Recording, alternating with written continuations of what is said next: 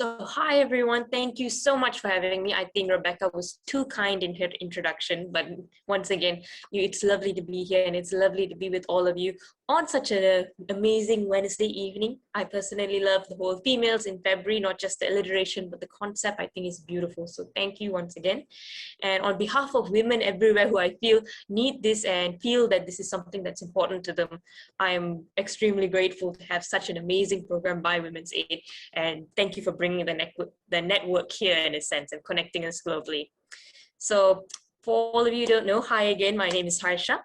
I'm an 18-year-old social entrepreneur. I am the founder and the CEO of a social startup called startmyname.com. But I am also one of the founding members of Ascendance, a nationwide youth movement run by students aged 10 to 20 years old that collaborates with the Malaysian Ministry of Education to help everyday teenagers achieve holistic success in their happiness, health, education, and passion. At the same time, Ascendance has been fortunate to work with over 4,000 students all across the country in 270 different communities and have worked on countless projects and incubated social enterprise run by students, once again, aged 10 to 20 years old.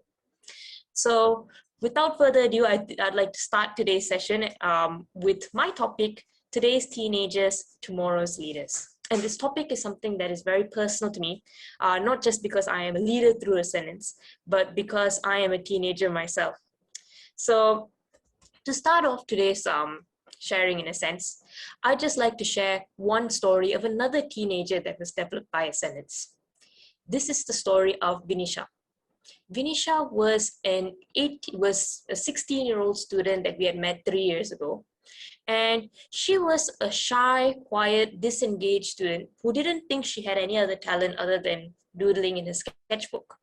Fast forward today, she's a 19-year-old social entrepreneur who not only has numerous clients for her logo and graphic design projects, but has also illustrated 3 books, has clients overseas, and is also at the same time an entrepreneur that inspires and leads other teenagers like her who were shy and disengaged in art to better themselves and actually start their own careers no matter how old they are.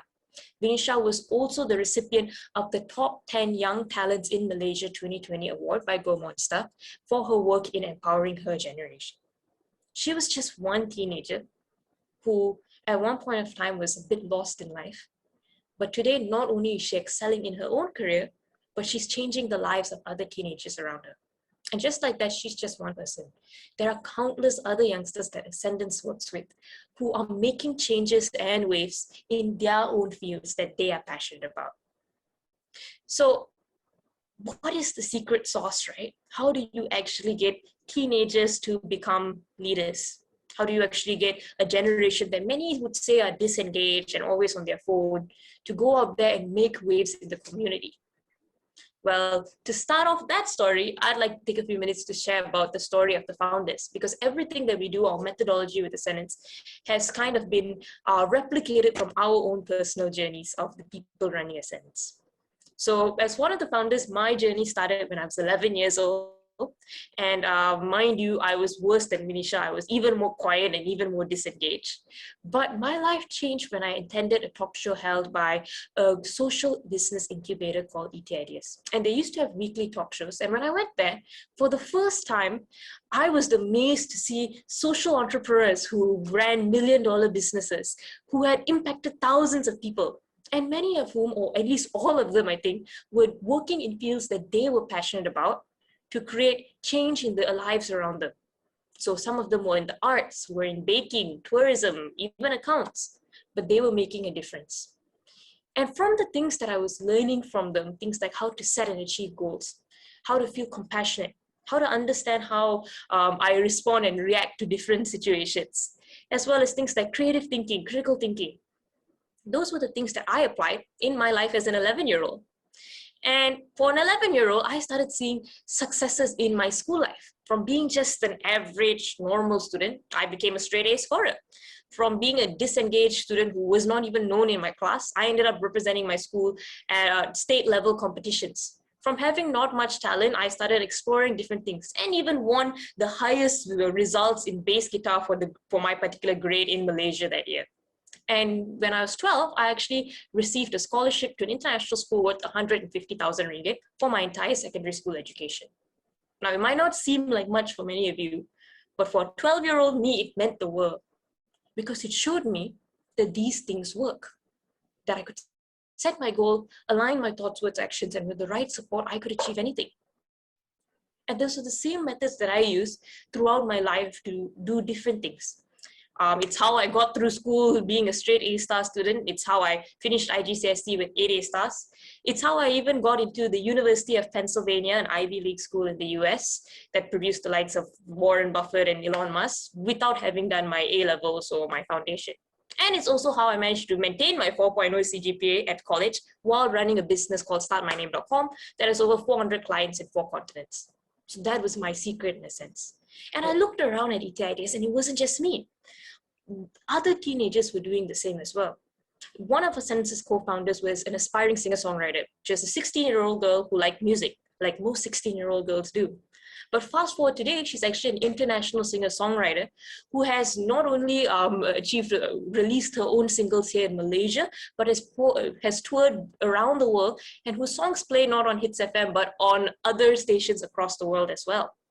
We have Sanit, who as 15 years old was just a kid who liked movies. But today he's actually a 19-year-old filmmaker who has his own documentary series out and has even worked on video production projects for large corporations that have been nominated for numerous awards. There were even students like Madhura, who when we first met her was a 19-year-old college student who didn't have much direction in her life. But today is the junior partner in an accounting company. So we saw in arts, in science, in music, in every other field that we encountered, youngsters who were teenagers in a way were able to take it by the helm and create the reality we wanted for ourselves. And we looked at each other one day and we had this conversation that we were able to do this because we had this amazing platform that provided us the resources and guidance to show us how it would be done to actually bring out the best in us. And this platform shouldn't just be there for adults. We wanted this to be available for kids and teenagers other than the 4 of us who were there because our parents had no one to babysit at home. So we started Ascendance with the aim to bring this platform and resources to every single student out there across the world. And today, our journey, or the things we've learned along the way, is what we use. It's our methodology in impacting other students to do the same. The first thing that we do with all of our students is teach them things about themselves or get them to realize what is within them, their own strengths, their own weakness. Show them how to set and achieve goals by working on small projects and activities, how they can align their thoughts with actions, how their subconscious programming works to share with them why they respond and react in the ways that they do. But also teach them about things like truthfulness, compassion, collaboration, so that when they become leaders, these skills reign supreme as much as time management and finance management. After that, the next thing we do is once we've seen them growing, they've seen them applying it in their projects, we actually bring them out there and give them real world experiences where they can interact and actually apply what they learn in theory in real life. So for example, if there are many students that come up to us and say things like, I like YouTube, I want to be a YouTuber, or I want to work in media. So what we actually do is we collaborate with the production company and we actually provide these students with all the high-end green screens, 4K cameras, all the fastest editing softwares, and get them to do their own short film, but at the standard of any other production company out there. So in one way, it gives them hands-on experience of how that industry is like. But on the other side, it also gives them the space to learn skills and make those skills part of their character. So remember earlier we mentioned collaboration, financial management, time management, how to actually get projects done and oversee things and be a leader. We give them the space and the platform to actually do it in a real life situation. I mean, it's easy to be a leader when we talk about it in a classroom, but when you actually go out there and you've got a deadline and you've got to get your team in order, then you really start learning what leadership is. And as those skills become part of who they are, we bring them not just to one industry, but to various industries so that they can test it out in different situations, from media to investment, to the arts, to even things like stand-up comedy or virtual reality, so that their minds open up to how the world out there works and actually get involved in it. and get their senses engaged in the real world out there. From there, as they go through this process, it normally takes about a year or 6 months to a year where their skills start developing. And from there, they discover what their passion is, and they start working on projects and initiatives that they are passionate about. So from there, they spearhead their own initiatives supported by ascendants, where they can grow anything that impacts those around them. We call them social impact projects. So like Vinisha, if you remember Vinisha, in phase 1, she realized that, oh, my subconscious programming stops me from being confident, from taking charge, because I've been taught this. And in the second phase, she goes and she tries things out. She goes out there and tries to speak out, give ideas, make those ideas a reality through these projects. And after that, once she's discovered her passion for art, she actually started a platform where other shy artists like she once were able to submit their artworks. And she would get companies and individuals to actually look into this platform and hire these young artists. Amazing, right? And she did that only after 2 years of going through this experience at age 17. But as she continuously worked on it, it was these skills that she learned that today assist her and enable her to actually be the graphic designer that she is and lead her team of other designers at the same time.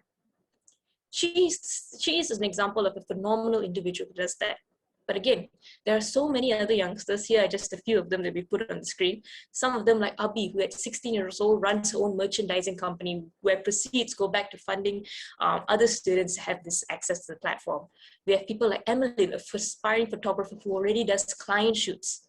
Or people like Jared, who's an aspiring voice actor who already stars in projects where he works on video editing and on-screen cameos. So we're getting the youngsters to actually take charge of their future. And again, what actually makes this work? How are we able to do this? Well, back to our secret sauce, there's 2 elements that enable us to do so. Number 1, there's no way that just the 4 of us would have enough experience for this whole 4,000 students we work with. That's just not possible for any 4 people. So we work with every sector of the community to get them involved and collaborate with people on their expertise. We work with teachers and parents so that, because they know kids better, of course, they live with kids, so they see kids 6 times a day. And we get their information on how best to work with each group of students that we bring on. At the same time, we also work with corporate partners so that their experience floods into students. Some of these corporate partners could be like Tenaga Nasional. They're a big corporation. Others are like the photocopy shop across the street where I used to copy my notes for primary school. So from a small business all the way to a large corporation, students get to see the variety that this world has to offer them. And those experiences build them into who they are today. So with all of this, that brings us to the second thing that actually makes the world of a difference, I would say, is that we listen to the ideas of the young. And no matter how strange or ridiculous or far-fetched it may seem, we work with them to make those ideas a reality. We don't just empower the youth, but we give power to the youth. We don't just ask the youth to lead, but we follow their ideas and we let them lead us in a sense. So for an example, one of the students in 2019 that we worked with came up to us and actually said, you know what? Wouldn't it be so nice if we had a conference that was run by students for students so that we could connect these teenagers from all across the country and everyone could be at one place and we could just share ideas and be ourselves. And we were like, how are we going to organize a conference just by students, right? It's a bit strange. But they said, you know what, we will take the helm and we will lead it. So this group of students actually came on board and they started working on this project. And we just supported them with the resources, with whatever we could provide in the background. But by them taking charge, they managed to go out there and get corporate partners. They managed to go out there and work with the ministry to get students involved. And also at the same time, they planned, they curated the content. They also went out there and dealt with the VIPs, the media. And they actually managed to pull off a conference for 500 students, their age, in December 2019. And again, you have to remember the organizing team was just 8-year-olds to 20-year-olds. But they didn't stop there. Then came 2020, where I think we all are aware there was this thing called a pandemic that hit us all around the world, and where everyone was downsizing and even attendance was a bit or like wondering what we were going to do next. These students came up and said, this is amazing. We should do it twice as much. We should be doing twice as much impact as we did last year. And we were like, okay, how do we expect us to do that? And once again, they took the helm and they steered the ship in a sense. So they went and looked at their online classes. They assessed what was good about it, what could be improved. They looked at games that they were playing online, virtual games on their phones, on their laptops. And they took elements from all of these different things and did a virtual conference that scaled 7 different countries all across the world. And in doing so, they engaged 1,200 students. They did a 2-day conference that I think got 98% engagement from all of these 1,000 over participants. And they got everyone at the edge of their seats waiting for it. And just like that, they impacted these students by doing their best and through the skills that they had learned in working with the students for multiple years. So you have the example of Vinisha, who is one individual who managed to lead a community. But here you have a group of your Gen Z who came together and collaborated with their skills and the things that they've learned over the last few years to actually lead 1,000 over people. And it doesn't just stop there. In 2021, we are actually moving towards setting a conference for 50,000 students all across the world. And I know you're thinking 50,000, oh my God, that is quite a number. But it was set by the youngsters and we believe in them and we will make it happen along with them. So in doing this 50,000 students, they're already working on it, already setting meetings with companies, already going out there doing brochures, working with the ministry to get students in. And the thing that for me, I think is the most amazing part of all of this is that they are not waiting for the circumstance to change. They themselves are changing the circumstance. And this only came about because we don't just teach students to be good at time management. They don't just teach students to be good at being firm and setting schedules. We show them how to be leaders which are compassionate, which can think in the face of adversity, which can think in tough situations. And we're not just looking at developing tomorrow's leaders 10 years from now. We're looking at developing them for 1 year from now, 2 years from now, 3 years from now, so that these 8-year-olds grow up to 12-year-olds that can help other 12-year-olds.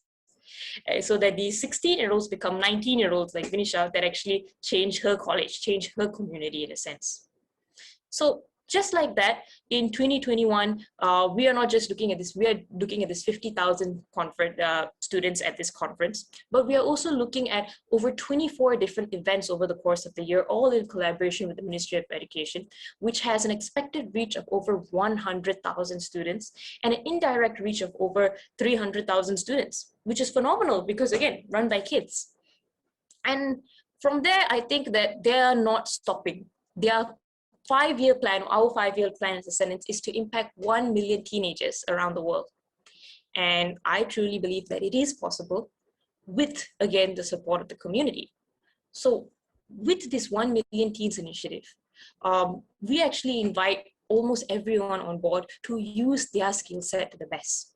And we would like to invite you all to join us as well. So if you're a teacher, if you're a student, or even if you're a parent who wants to get involved, do reach out to us and see what are the things you're good at. Many teachers are good at rallying their students together and good at understanding their students. Do reach out to us. We'd love to hear about it. If you're a student who's passionate about design or you're passionate about something like robotics, reach out to us because we can find a way to integrate that and make you a leader using your own skills in a way. And even if you're someone who owns a company or works at a company and you want to be one of our corporate partners, do reach out to me as well because I would love to see how we can collaborate and bring the experiences that you have to enrich this platform. I've actually written about this in my book, The Makings of a Teenage Entrepreneur. I've written about the journey of ascendance in the last 7 years and also about, and when I wrote this book and brought it back to the team, again, the youngster said, this is great. But a book is just a book. How do we actually make this to the next level? Kids, right, they insulted me. But anyway, so they came up with this platform where they actually moved all of the sentences work in the last few years online to the platform, so that all of our activities, our workshops and all can be accessed at one central place. It's like a supermarket for anything that a student wants. They want to be an entrepreneur, they've got sharings from entrepreneurs around the world. They want to be a good student. They've got a successful student sharing how they're balancing their grades. And if you do not know where to start, but you'd like to work with a sentence, I would strongly urge you to get the book and the platform. I'll drop the link later below with my contact details, and join us from there, because you not only get to read about the journey of a sentence and come for our events and interact with us, but the proceeds from the sales of this book actually also go back to a sentence to develop more teenage entrepreneurs. So overall, I think it's quite clear that with Sentence's 1 Million Teens vision, our message is simple. Number one, do collaborate with us, or collaborate with organizations like Women's Ed, because they help empower others to do good. And secondly, I would say, listen to the young. Many times they have ideas that we don't know how to bring into reality. But they do that because of two things. Number one, they don't have the skills to back it up. And number two, they might not have the people and the resources to actually lead and go ahead. So if they don't have those two things, find ways to give it to them, find ways to give them experiences to gain the skills. And number two, find ways to bring people together to support their idea. And if you do those two things, you'll see, like the many students we've worked with, that the Gen Zs, the teenagers of today, actually will take leadership and make a difference more than I can make, and more than I think I've seen many people make. So for all of you who thought I was young, yes, we do have younger people here. And once again, this is only, our goal is to develop this 1 million teens so that we have a generation of leaders who are not only, as I said, good at running businesses, good at running communities, but who care and are compassionate for others as well. That's all for me today. Thank you guys very much. Any questions? I will answer them shortly below. Wow. Wow, wow. Thank you so much, Harsha. I'm quite inspired, as I'm sure many others are, by the confidence and the eloquence with which you have just presented. It's absolutely fantastic and a joy to listen to. But on top of that, I think many of us here, not everyone, but many of us are in education and have been in education for quite a long time. And I think that secret sauce you talk about, you know, the secret recipe of how much we try to prepare our students for real life by the experiences we provide for them in the classroom. And it's getting that connection and that transition from the classroom into the real world that I think we're all looking for ways in which to do it, that it really does make an impact. And clearly that what you're doing with Ascendance and these wonderful young people is really working. And I'm sure there will be many people in the group tonight who will be interested in contributing, offering support and getting involved. Absolutely incredible. I can't wait to see where you go to in your future. Absolutely superb talk. Thank you. As I said, Rebecca is too kind. Thank you so much. If you would like to leave comments in the chat, Harsha will be able to read through them. But I did notice one question, perhaps, Harsha, that perhaps you could answer just now. Somebody's asked how you managed your time between being a student and also an entrepreneur. Okay, I'll take that. And there are actually two things about it that I think applies not just to me, but the other students we work with as well. The first one is easing yourself into it. So like if you see, like I think you mentioned this well, Rebecca, it's that transition from classroom to going out there and actually working on things hands-on. And it's not a transition, but it's bringing that element in and balancing it with your studies. So most of the students we work with, as they become an entrepreneur, their studies actually get better because that real life experience helps them connect what they're learning at a much more profound stage. So it's not like I started a business and started working on it. My journey actually started by just working on small projects and going out and trying little things. So spending 5 minutes a day on that. And eventually the 5 minutes becomes 10 minutes, becomes an hour. And then the next thing I know, most of my day is at work, and I do have time for school as well, but it balances itself out. And the second secret sauce to that is also I have a very, very good team.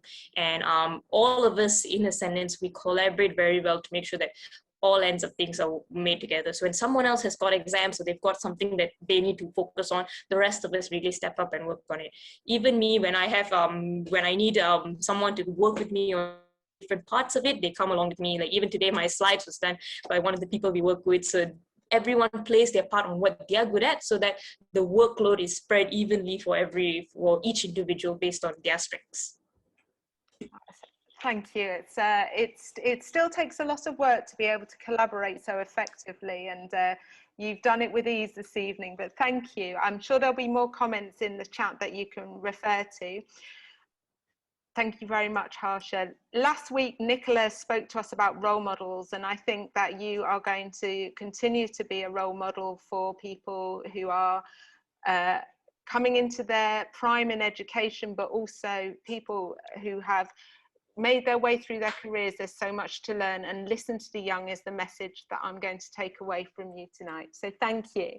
But I'd like to introduce Cheryl to you. And before Cheryl begins with, oh, what a cutie, I have been furiously emailing Cheryl this week, trying to get everything in place in between everything else that's going on. And one of the amazing things that, and I'm sure Cheryl's going to talk to you about tonight, is that not only is this lady incredibly busy and successful with her role, but she's also a mother of 2 young children and manages that role as well.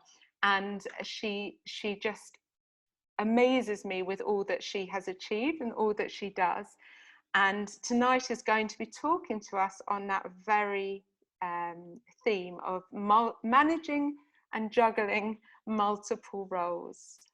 So I'd like to introduce Cheryl Fernando. Thank you so much, everyone. Thank you, Rebecca, for having me. I'm not sure how I will top up what Harsha said, so I brought the baby as a prop. No one can resist seeing a baby on screen, but he will leave in a few minutes because I know he's not going to sit like this. I'll start. Just one second. Let me share my screen. Desktop. Just one second. Yeah. Thanks, Emmanuel. So this is Emmanuel and I'm Cheryl. I will start by sharing a bit about my journey and how I got into education. And then I will go into just managing the different roles and all the unfortunate times of very difficult times in my life that I somehow was pregnant and had kids and managed the whole thing. I'll start. So I started off my career working in corporate. I was a PR consultant for 4 years. And during my time in corporate, actually, I had no idea that I wanted to do education or even, do education. My mother was a teacher, but I thought it was something else, like never for me. I saw how hard she struggled. And for about 4 years, I worked in PR. I had lots of fun with my friends. I grew up in KL. So just live, like really, I thought all I was going to do was climb the corporate ladder, right? This was it.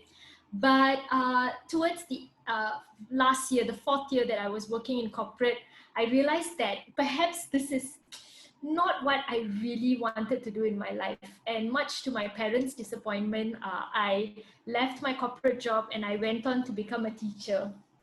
And my first stint as a teacher was in Garden International School in Mount Kiara.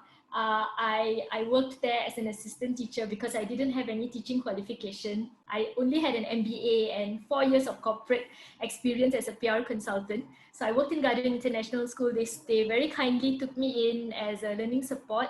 And I learned so much about the different strategies. And I loved the system at Garden School. If there's anyone from Garden International School here, I really loved it so much. I thought it was really difficult for a child to the environment was so perfect that a lot of children can succeed in Garden School despite the circumstances. But I also knew that my calling was for children from the underserved communities. And again, much to my parents' disappointment, I left KL and I took on a teaching job in Kedah. So for those of you who have been to Kedah, perhaps we are familiar with Langkawi. And that's the nice side, that's the glamorous side of KL. And that's the glamorous side of Kedah. And me being from KL, I also thought that Kedah was perhaps almost like KL, you know, it can't be that bad. But when I went there, I think I was completely blown away. The area that I was sent to teach was an extremely rural area, surrounded by paddy fields and all palm plantations. The school that I taught in, 100% of my students were Malay Muslim students, which made me almost like an alien there. They have not seen someone who looked different from them, and they really struggle to accept me. So, are you going to sit? Okay. So, but I still went on to teach and build amazing relationships with my students. I think more than anything, I was very disappointed. Okay, so I'm just going to send the baby out and I'll be back. Just give me 1 second. I'm so sorry, guys. Sorry, Rebecca. Do not worry, there are many of us in exactly the same position. I'm just gonna send him and I'll come back. Just 1 second.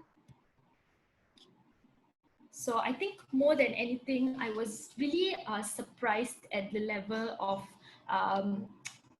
the education system in Malaysia, to say the least. I think growing up in KL, I always thought it was okay, right? I mean, I knew there were gaps here and there, but I didn't think it would be this bad. I went in thinking I was teaching 13-year-olds. But when I got to school, I was teaching 13-year-olds, but a lot of my students struggled with basic literacy. Some of them struggled to write their name. They struggled to spell alphabet, to just spell, you know, they were not sure if their name Muhammad had how many M's in their name. So they would take out their IC and we would be writing it. But I think during that time, and as I was teaching my students, more than they learning from me, I think I learned so much more from them. I learned a lot about humility. I learned about understanding and respecting people who are different, the different cultures. I think initially I went in with the notion that, you know, every child needs to at least get into university. But as I was with my students, I think I really started to question the purpose of education and what I wanted from my students. And all I wanted is for them to reach their full potential. So we spent a lot of time. I did the Teach for Malaysia fellowship program. So my fellowship program was for 2 years, but I extended it to a 3rd year. And I think also a lot of things that I had to deal with were very challenging. Like I said just now, being in a Muslim community and being the only one who is non-Muslim, my students would tell me really funny. Now looking back, it's funny, but at that time, I think I was a bit offended. They would say things like, "Oh, teacher, you don't cover your head. You know how many levels of hell you're going to burn in?" And I'm like, so the first time I heard it, I was shocked. But after a few times when I heard it, I was like, okay, never mind. It was really an opportunity also for them, for me to teach them the different races, the different religion, and how do you respect someone who doesn't look like you know, who doesn't speak like you. And I think it was the same for me as well. How do I respond and react to people who are different from me? And I went from Garden International School to SMK Pinang Tunggal. So my experiences in Garden were very different from Pinang Tunggal. And this is one of my students, Aisha. So she had to cycle every day 5 kilometers through the oil palm plantation to get to school. And when I went to her house one day, I found out that she was living alone with her grandmother, very little, just a basic necessity at home. And together with the school, we worked on helping her. And some of the things that I really did is a lot of home visits. I visited my students a lot at home. I opened up my house. So I lived, my collab and I, another teacher and I, together with Teach for Malaysia, we lived in a small house in the kampung. And what we did is we used to open up our house every weekend for the students to come over and to just hang out there and to just learn and to just have fun. And then they would come every day after school. So, you know, sometimes when after you're teaching and you're really tired, I just wanted a nap, and then they will knock at my window, "Teacher, are you there?" And I'm like, "Oh no." But I always opened up my house. I think it was important to build that relationship with them. And I think more than ever, I realized that sometimes what students want from a teacher is a champion. they want someone to believe in them, and they want someone to tell them that it is possible.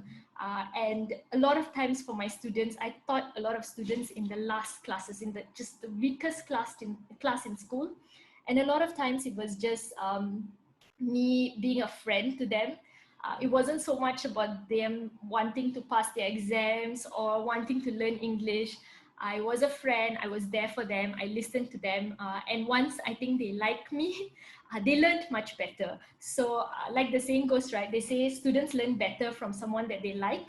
So although I didn't try too hard to make them like me, I think I just did my best and genuinely showed that I cared for them. And once I left Kedah, I came back to KL after 3 years, and my fellowship ended, my contract ended as well. And I really wanted to continue doing something in education. I knew that, again, to my parents' disappointment, I couldn't go back to corporate.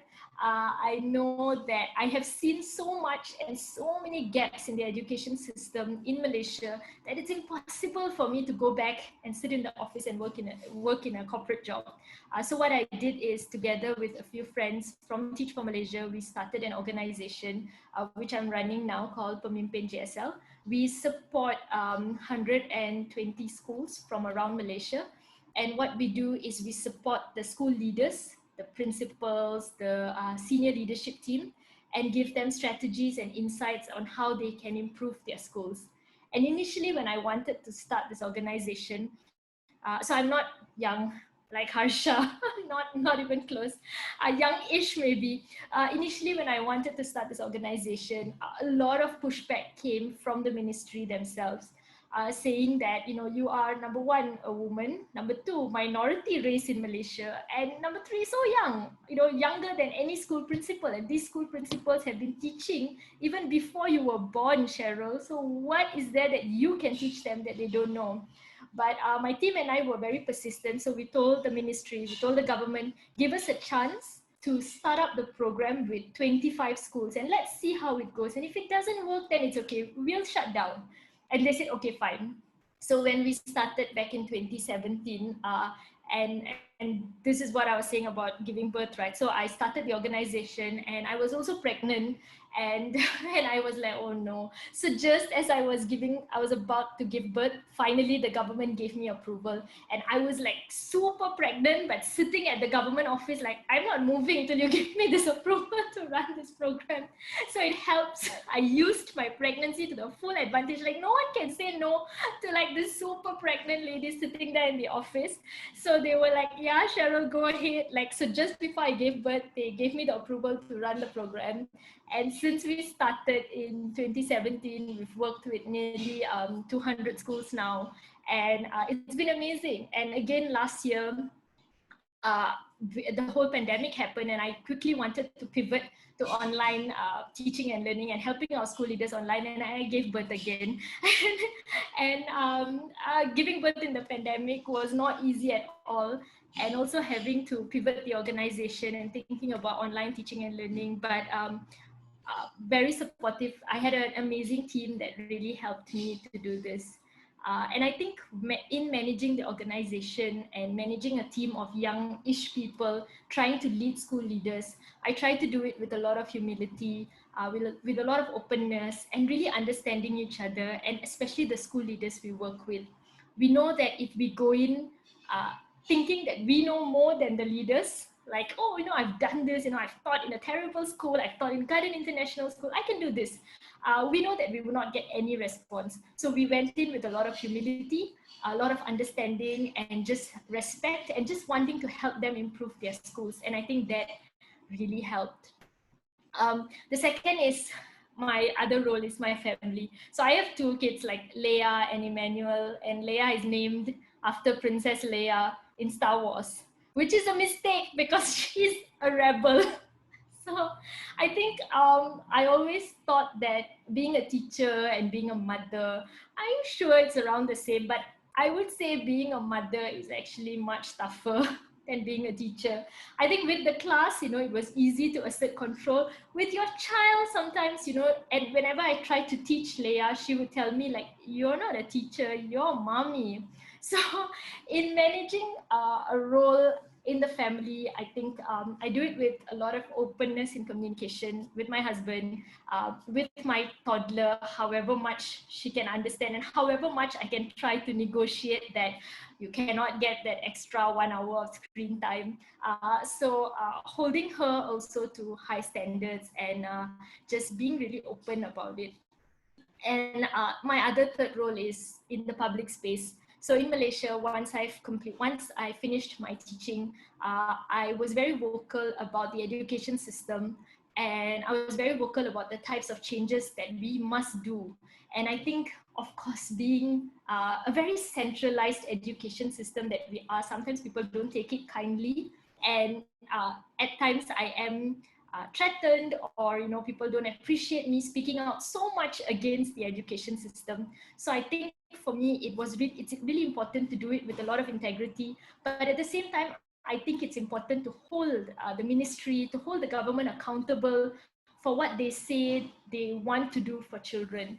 And I think I can foresee my entire life I'm going to be fighting for this. And I think in Malaysia today we still have 15-year-olds or 16-year-olds who struggle to read and write, and that should not be the case in a country that is supposedly a developing country like us.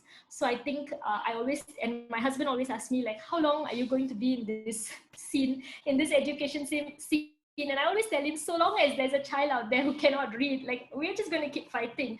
And I think like young people like Harsha, they're amazing to want to push changes for the government, to the government. So in managing my role in the public space, I try not to be personal. I try not to, sometimes cyberbullying is like a huge thing now, people just saying things about others personally, but I try to keep it very professional, but ensuring that I'm always calling out injustice, especially in the education system. I think I will end with a short poem that I really like and that I've held through my whole life. Is it doesn't interest me what you do for a living. I want to know what you ache for, and if you dare to dream of meeting your heart's longing. It doesn't interest me how old you are. I want to know if you will risk looking like a fool for love, for your dream, and for the adventure of being alive. So every time my parents are unhappy with me, and I'm like 30s, right? And they're still like, Cheryl, when are you going to get a real job? I tell them this, like, this is the adventure, this is the dream, and really my mission to improve the education system in Malaysia. So thank you so much for listening, and thank you for having me. I can answer questions now.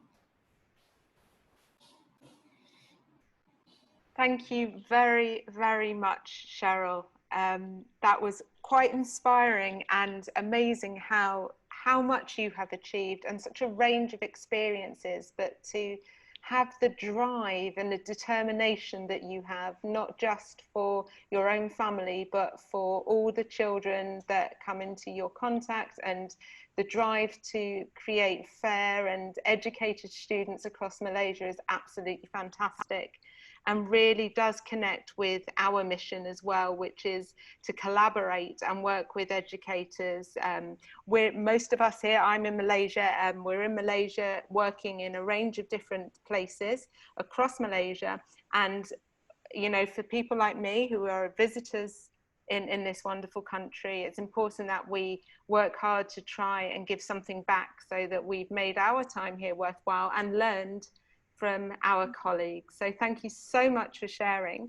I would like to ask you, I know it's not really related to your talk tonight, but I read in your bio that a film was made about you, Cheryl, and I just wondered if you might share a little bit about what that was about. So I actually removed the slides because actually I shouldn't be embarrassed about it, right? But I think it's a bit okay. So when I was teaching in school, I got my students to do a choral speaking competition. So for those of you who are familiar, choral speaking is they memorize the text and then they go and stand up there and then they act it out.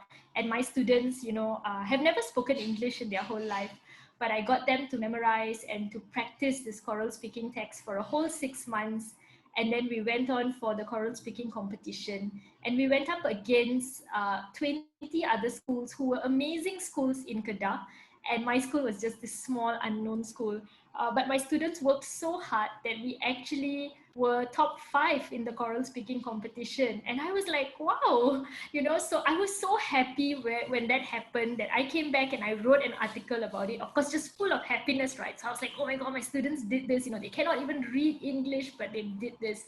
And little did I know, in like this weird turn of events, like I cannot even imagine this would happen, but a movie producer read that article and he contacted me on Facebook and he was like, hey, we love the story, can we turn it into a movie? And at first I ignored it because I thought it's a spam, or like, is this a scam? They're going to ask me to pay 10,000 or 20,000 for the movie later on.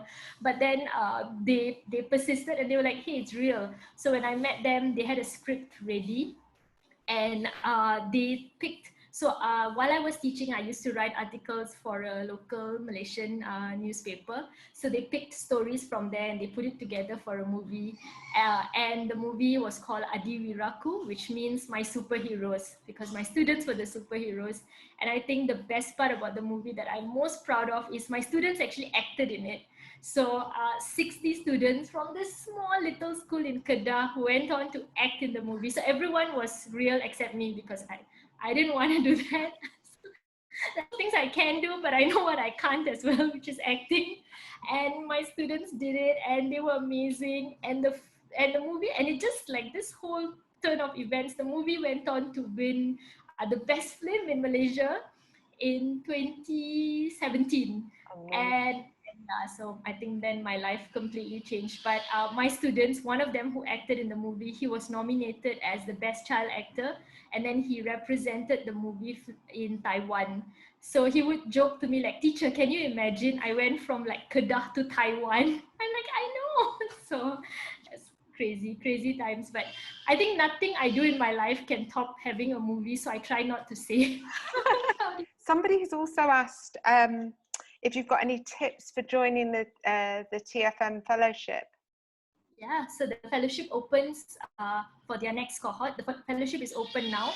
So I think they look for high-performing individuals.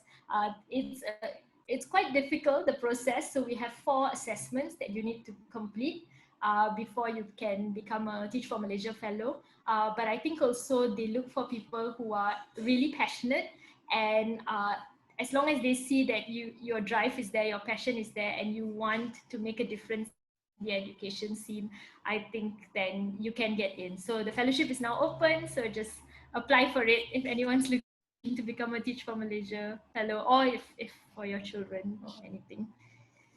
Thank you. And then next week is our final of our 3 webinars, and really wonderful one to finish off with. 3 speakers for our 3rd session, so it might be a little bit longer, but 3 really diverse speakers again.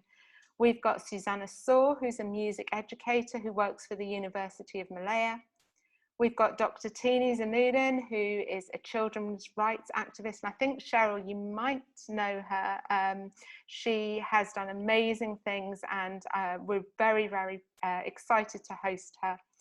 And also we have Adobe, who Adobe's just has a fantastic story to share.